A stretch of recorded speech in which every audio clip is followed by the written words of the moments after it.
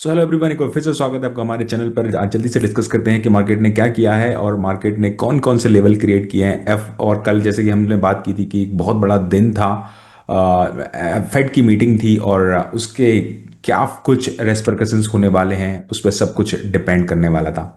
तो यहाँ पर हम अगर आज की बात करें तो जैसा कि हमने कल की वीडियो में बात की थी कि जो 20.25% का जो रेट कट था वो ऑलरेडी प्राइस इन था मार्केट में।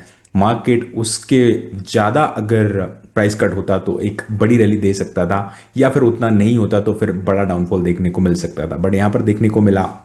But still I would say कि मार्केट शायद सोच रहा था कि जो जो रेट कट है वो शायद हो सकता है 0.25 की जगह 0.50 हो जाए। ऐसा मार्केट एक्सपेक्ट कर रहा था और ऐसा नहीं हुआ, तो मार्केट में हमको आज काफ़ी सारी डाउन साइड देखने को मिली।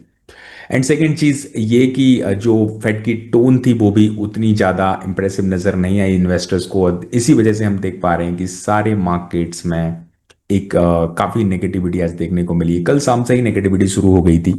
टेक्निकल फ्रंट पे अगर बात करें तो हमने कल जैसे कि डिस्कस किया हुआ था कि कल एक अच्छा खासा मोमेंटम मिला था मार्केट को, और उसके बाद सब कुछ रेट कट पर डिपेंड करने वाला था, बट रेट कट नहीं हुआ।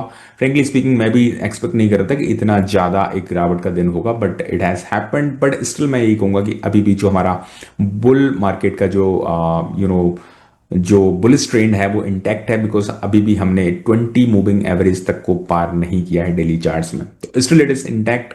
जब तक कि 50 मूविंग एवरेज के नीचे प्राइस एटलीस्ट नहीं जाती है तब तक हम बुल जो ट्रेंड है उसको हम इंटेक्ट मानेंगे। कल भी जैसे कि मैंने बात की थी कि वैसे भी मार्केट को 26,000 का ये जो लेवल है इसको तोड़ने में काफी सारा टाइम लगेगा। इसके ऊपर जाना पड़ेगा मार्केट को, अगर बुल ट्रेंड में जाना है तो न केवल ऊपर जाना पड़ेगा बल्कि उसको सस्टेन भी करना पड़ेगा कुछ डेली क्लोजिंग बेसिस पे। चलिए इंटरडे को डिस्कस करते हैं। सो इंटरडे के चार्ट्स की अगर हम बात करें तो बड़ा ही फ्लैट सा चार्ट है, सिंपल सा प्राइस एक्शन है। पहली दूसरी तीसरी कैंडल पर ही मार्केट ने चारों मूविंग एवरेज को एक साथ ब्रेक कर दिया था। दैट वाज इनसेन, और यहाँ से ही डिसाइड हो गया था कि मार्केट लग रहा था कि आज एक अच्छी खासी नेगेटिव रैली देने वाला है, और हुआ भी यही। थोड़े थोड़े प्राइस एक्शन ऊपर की तरफ बनाते रहा मार्केट, बट कभी भी इवन 200 डे के मूविंग एवरेज के ऊपर मार्केट क्लोज नहीं दे पाया फाइनली, एंड फिर धीरे से प्राइस एक्शन बनाते हुए नीचे की तरफ क्लोज हो गया। अभी भी जब तक कि ये मार्केट यहाँ पर 25,960 25,970 के ऊपर अच्छी क्लोजिंग नहीं देता इंटरडे बेसिस पर, then I would not suggest कि हमको लॉन्ग एग्रेसिवली करना चाहिए। तो फिलहाल यही है, बट यहाँ पर एक सपोर्ट जोन भी मिल जाता है तो कल के दिन हो सकता है कुछ बहुत ज़्यादा रिएक्शंस मार्केट में ना देखने को मिले, एक साइडवेज मोमेंटम देखने को मिल सकता है। So this is about, and now we will discuss about that global markets के क्या सेंटिमेंट्स हैं अभी।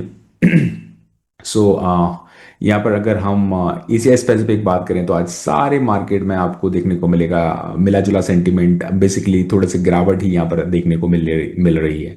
अमेरिकन मार्केट्स की बात करें तो देखिए आप, अभी जो मार्केट्स ओपन है वहाँ पर, तो वहाँ पर भी आज की ओपनिंग के बाद भी नेगेटिविटी देखने को मिल रही है। देखिए अगर आप यहाँ नेस्डैक तक बात करें, ये ब्राजीलियन मार्केट है बोबेस्पा, उसके ऊपर आपको ऑलमोस्ट 0.70 की आपको नेगेटिविटी देखने को मिल रही है। सो फाइनली यहाँ पर कह सकते हैं कि कल के दिन भी एक नेगेटिव मूवमेंट देखने को मिल सकता है, बिकॉज जो ट्रेड डील भी थी अमेरिकन मार्केट्स इसलिए और नेगेटिव रिएक्ट कर रहे हैं क्योंकि जो ट्रेड डील की एक्सपेक्टेशंस थी जी जिनपिंग के साथ, ट्रंप की, प्रेसिडेंट ट्रंप की, वो मुझे लगता है उतने अच्छे लेवल पे टॉक्स डेवलप नहीं हो पाए और इसीलिए मार्केट इस तरीके से रिएक्ट किया। देखिए पूरे अगर हम यूरोपियन मार्केट्स की बात करें तो वो भी नेगेटिव जोन की तरफ हैं। यहाँ पर हम एस जी एक्स निफ्टी भी एक बार देख लेते हैं कि कहाँ पर ट्रेड कर रही है। So it is kind of flat, अभी हम फ्लैट ही देखने को मिल रहे हैं। तो कल जैसे कि मैंने बोला तो फ्लैटिस या फिर नेगेटिव मोमेंटम हल्का फुल्का देखने को मिल सकता है टेक्निकल चार्ट्स के बेसिस पर, बट स्टिल मैं क्या बोलता हूं कि मार्केट बहुत एक कॉम्प्लेक्स स्ट्रक्चर है, बहुत सारी इंफॉर्मेशन पर रन करता है। हो सकता है कल सुबह या रात में कोई ऐसा डेवलपमेंट हो जाए जो कि इस प्राइस स्ट्रक्चर को डिसरप्ट कर दे, तो फिर मार्केट दूसरे तरीके से बिहेव करेगा। बट अभी के हिसाब से ऐसा लग रहा है कि मार्केट थोड़ा सा ऊपर क्लोज होके एक नेगेटिव मोमेंटम दे सकता है। चलिए, हमने ग्लोबल मार्केट्स डिस्कस कर लिए। इसके बाद हम डिस्कस करेंगे F I I and D I की जो आज की एक्टिविटी है। Just give me 1 second. Okay, so F I I D I की अगर हम बात करें तो आज हम देखने को मिला है कि जो एफ आई आई हैं उन्होंने नेट सेलिंग की है। अगर 30 अक्टूबर की बात करें, एफ आई आई थोड़े से आउट हुए मार्केट से, बिकॉज जैसे कि मैंने बोला, वही कि रेट कट ज़्यादा उम्मीद कर रहे थे, नहीं मिला। तो फिर कई बार ऐसा होता है कि अगर रेट्स अच्छे रहते हैं अमेरिकन, स्पेशली यूएसए में, तो फिर इन्वेस्टर्स उस साइड सेफ फील करते हैं। तो यहाँ पर डी आईज ने थोड़ी सी खरीदारी की है और एफ आई ने थोड़ी सी बिकवाली की है, but it is not that much significant, बहुत ही छोटे से फिगर्स हैं, so not of that much use. यहाँ पर अगर हम ट्रेजरी बॉन्ड की बात करें तो देखो, हल्का सा हमको यहाँ पर स्पाइक नजर आ रहा है। मोस्टली फ्लैट ही है, बट ये स्पाइक नजर आ रहा है क्योंकि मार्केट ज़्यादा प्राइस इन कर रहा था।